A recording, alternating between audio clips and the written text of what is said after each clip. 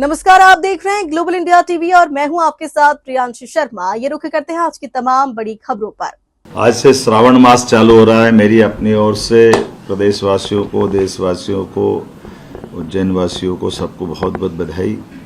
निश्चित रूप से ये हमारे लिए बहुत पवित्र माह है, जिस महीने हम अपने बाबा भोलेनाथ की आराधना का पर्व मनाते हुए उनको पूरा महीना समर्पित करते हैं।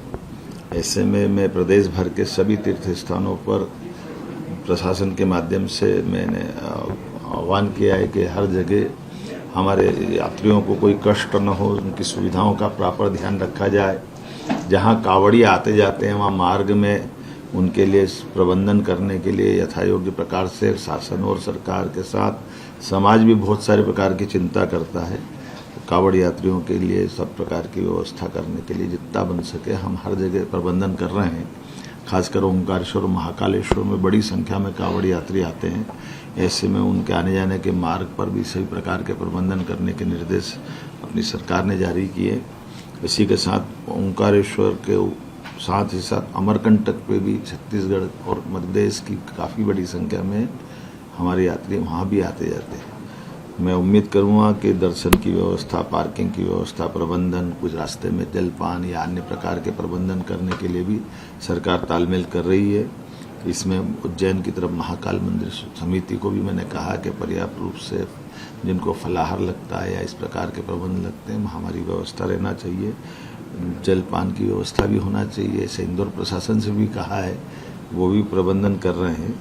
मैं अपने सभी श्रद्धालुओं से अपील करना चाहूँगा कि बारिश का समय है, इसलिए आवश्यक कपड़े भी लेकर के आए, आवश्यक सावधानी लेकर भी आए और छोटे बच्चों का विशेष ध्यान रखें।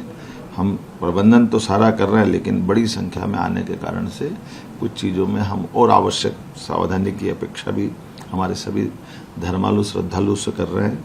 और जैसा आप जानते हैं कि श्रावण भादव के महीने, ये 2 महीने अद्भुत होते हैं। ऐसे में हमारी सभी प्रकार की सवारियां निकलने लग जाती है।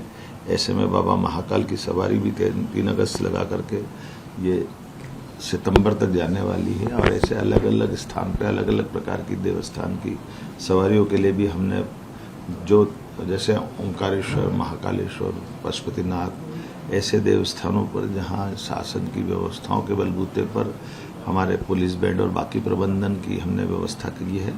मैं उम्मीद करूंगा कि उत्साह के साथ इन सारी चीज़ों में हम समन्वय भी प्रशासन के साथ सब लोग करें। खास करके माता बहनों के लिए भी और पूरे परिवार के लिए गणेश चतुर्थी, अनंत चौदस, हरतालिका तीज, जन्माष्टमी सारे पर्व इसी 2 माह के बीच पड़ते हैं। इनके बाद नवरात्रि और श्राद्ध के साथ हमारा अगला दशहरा दिवाली का पर्व चालू होगा। तब तक वर्षा काल समाप्त हो जाएगा, लेकिन वर्षा काल के अंदर अल नीनो का प्रभाव भी दिख रहा है। ऐसे में अल नीनो के कारण से जल बचाने की आवश्यकता भी और कम पानी की फसलों की तरफ भी ध्यान देने की जरूरत है। उम्मीद करेंगे आप सब समझदार हैं, इन सब का ध्यान रखेंगे। मेरी अपनी ओर से पुनः आप सबको बहुत बधाई।